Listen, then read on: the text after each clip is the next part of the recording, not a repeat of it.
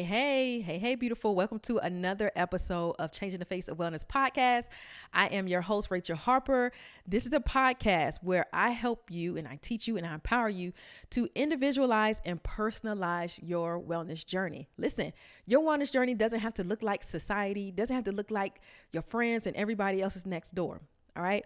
Start to personalize your journey. Now, today we're going to talk about 3 mistakes that's keeping your blood pressure high. All right. Now, if you are African American or an African American woman, I want you to really be all ears. I want you to be fully listening to today's episode because this one it is critical. All right. Right now in the United States, heart disease is the number one killer amongst men and women. All right. The number one killer, nothing else, heart disease. Right. So you think about heart attack. Heart attacks can lead to strokes. You think about needing stents. You think about congestive heart failure. Those are the things that you want to avoid, right? The good thing is that there are certain things that lets you know if you are on that path to affecting your heart. Okay. One of the things I often talk about is Proverbs 4:23, which says, above all else, guard your heart, for everything you do flows from it. Now, I refuse to believe that God, when we are told to guard our hearts, the only thing that he's talking about is guarding your heart from bad people, right? Bad relationships and bad things happening to you based off of other people. Because I'll be honest, a lot of times when I used to read Proverbs 4:23, that was one of the things that my mind first went to. Guard my heart. Don't let nobody in. Nobody's going to be in and hurt me, right? So guard your heart. Maybe put up some walls. But no, like the problem is oftentimes we take God or Jesus and we make him so small and we make him small-minded, like as if the things that he's saying in scripture only, has anything to do with small things, one thing, 2 things. No, like God said, I came so that you may have life and have life in abundance. So you better believe that when you're reading Proverbs 4:23, and he's saying, hey, above all else, guard your heart, there's some abundance that he wants you to have, right? Why would I need to guard my heart? I believe you would need to guard your heart physically and emotionally, right? You need to guard your heart emotionally, and you need to guard your heart spiritually. I think it's all necessary, right? God is not just going to say, hey, just guard your heart from people. No, because we were meant to not be alone. How do I know that? Because in Genesis, what did he say? Man should not be alone, right? So it's not guarding your heart and putting up walls. It is guarding your heart from the things that can cause it to be of destruction. So I believe that there are physical measures that you can take to guard your heart physically. There are emotional measures that you can take to guard your heart emotionally. And there are spiritual ways that you can take to guard your heart, right? Spiritually. So let's look at these 3 things. Now, the 3 mistakes keeping your blood pressure high, right? As we move into this, it's going to be 3 things. Okay. Number 1 is not knowing your numbers. High blood pressure is called a silent assassin. A lot of people don't even know that they have high blood pressure because they don't check, right? You can go to your local grocery store and go to the pharmacy and they have that machine you sit down on. Like when I was a kid, we used to always play on it, put our arm in there and it gets super tight, right? So you can go there and check your numbers today. If you listen to this, go and check your numbers today. Hopefully you have a high blood pressure cuff at home that you can use, a blood pressure monitor machine at home. You can actually get those from your local pharmacy. Go ahead and tap in. Get one of those, right? Get one of those so that you can be checking your blood pressure. It is a silent assassin. That means by the time it kills you, it's too late. By the time it affects you, it may be too late, right? I had a family member who was out eating Chinese food. By the time they got to their car, they said that they weren't feeling good. They called an ambulance. They got to the hospital, and that was the last time we saw him. Okay. He never made it out because of the silent assassin of high blood pressure. Right. They said that he had high blood pressure, or he had a heart attack and a couple spots on his brain where they saw that he had a stroke. Right. But it's like by then it's too late. And that's what I mean. Right. It's a silent assassin. You don't want it to come and kill you. And by the time you think about it, right. And it's like, oh man, I got high blood pressure. And then that's the last time anybody sees you. And so I want you to understand that as a female, As a Black female, you are 352% more likely to die from high blood pressure than your white counterparts. 352% more likely. That is a huge number, right?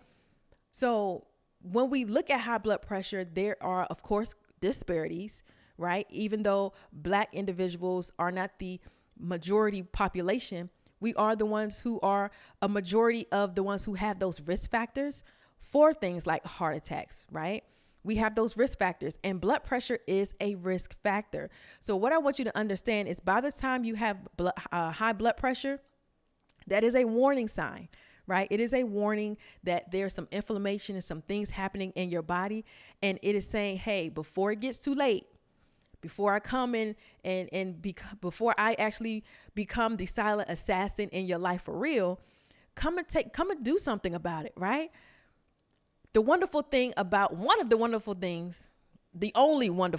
about high blood pressure is that it is reversible, right? If it's not hereditary, then it is reversible. It is something that you can reverse, right? As your numbers start to go high, there are things that you can do to start to lower your blood pressure. But you have to know that you got to do something, right? You got to get moving. You got to create a lifestyle where you can actually start to reverse it. So that's number one. Not knowing your numbers is one of the mistakes that's keeping your blood pressure high. You're like, well, what's going on? I have these headaches. I have these side effects and these symptoms. Well, you got to figure out if you have high blood pressure. Check your numbers. Okay. Check your numbers. And if you do know if you have high blood pressure, what is the one thing that's keeping it high? Not checking your numbers enough. Not checking your numbers enough, or maybe even checking your numbers incorrectly, right? So if you do have a blood pressure cuff, there's a right way and a wrong way to use a blood pressure cuff. Yes. You got to know how to check your blood pressure the right way, right? Like crossing your legs while taking your blood pressure is incorrect. Doing it right after exercise and not giving your body time to settle down is incorrect. So there are some incorrect ways to check your blood pressure, right? So making sure that you actually understand how to check your blood pressure, that is critical. There's a wrong and a right way to get it done. Number two, another mistake that's keeping your blood pressure high, even though you're trying to do all the things to lower it, is you don't have an individualized plan.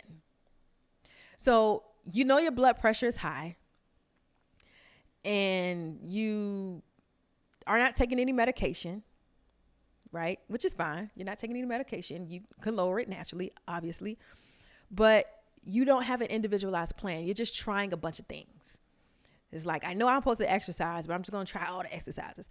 I know I'm supposed to be eating right, but I'm just going to try and eat just whatever, right? So you're not really gaining any real wisdom on how to individualize your exercises, right?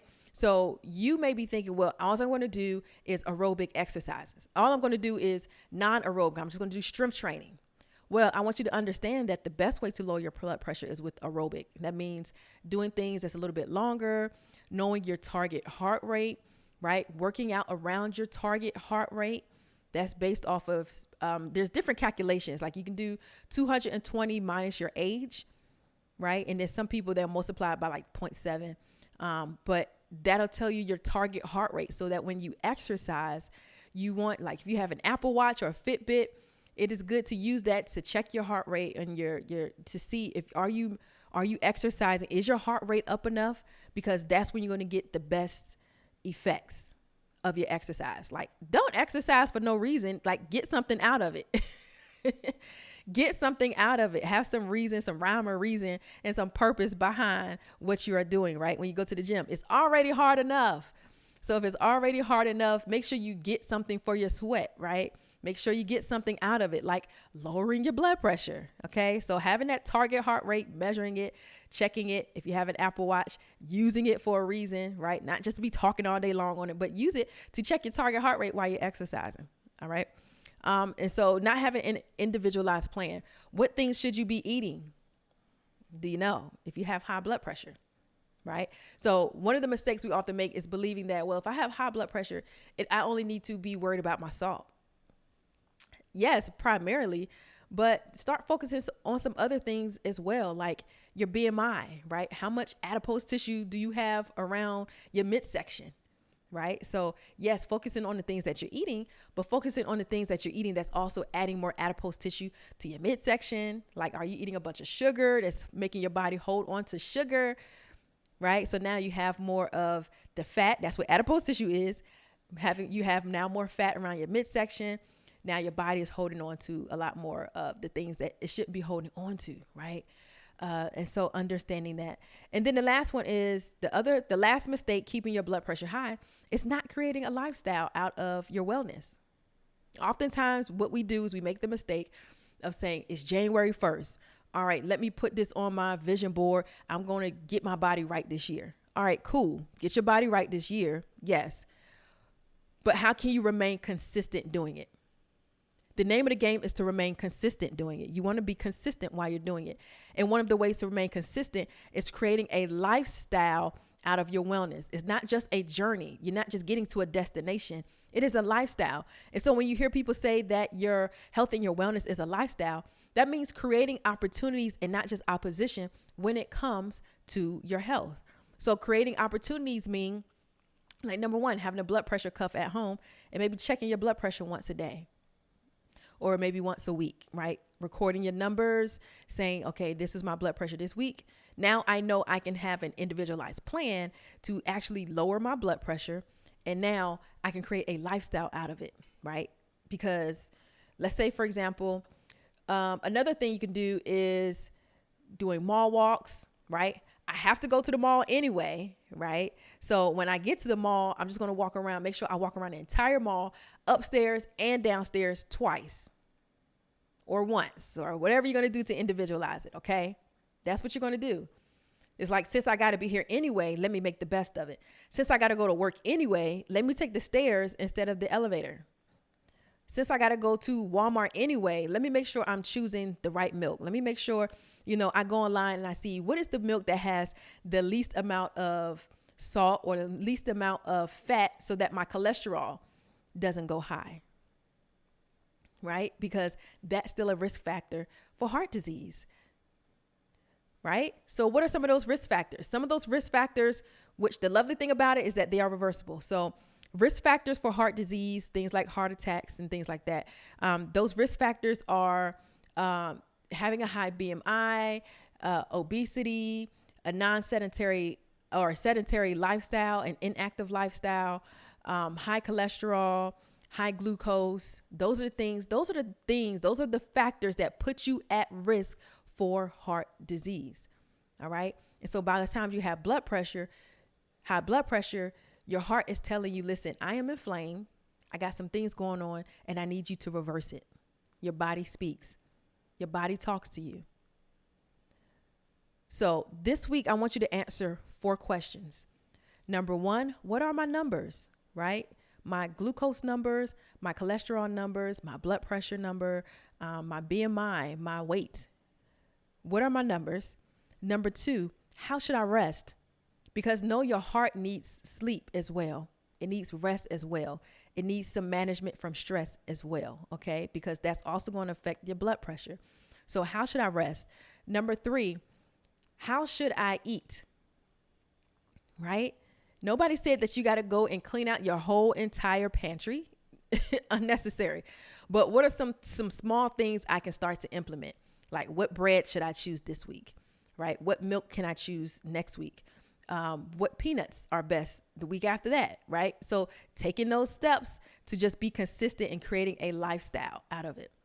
And then the last one, how should I move, right? So it is recommended that your movement, you should be exercising at least 3 times out of the week at a minimum at a moderate pace. Now, anything outside of that, right? Make it an option for yourself. Maybe it could be a walk through the park. It could be a mall walk. It could be dancing. It could be going to your local community center where they have hip hop jazz and learning how to do hip hop jazz and working up a sweat there, right? So make it fun for yourself. Individualize wellness. Change how wellness looks for you so that you can be consistent, so that you can make it doable.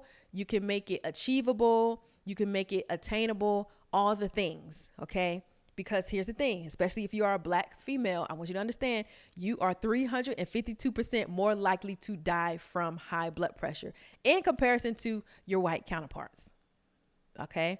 Also knowing that heart disease is the number one killer. We call it the silent assassin. It is the number one killer amongst men and women in the United States. So, principle of individuality. What's true for everybody else doesn't have to be true for you. Don't make it your reality.